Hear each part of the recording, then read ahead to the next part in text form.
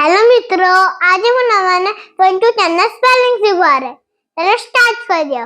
O N E એટલે 1, T W O એટલે 2, T H R E એટલે 3, F O U R એટલે 4, F I V E એટલે 5, S I X એટલે 6, S E V E N એટલે 7,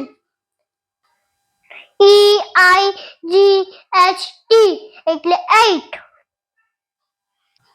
N I N E એટલે 9, T E N એટલે 10. સારો વિડિયો લાગે તો લાઈક કરો, શેર કરો. આવા વિડિયો જોવાય તો સબસ્ક્રાઇબ કરો.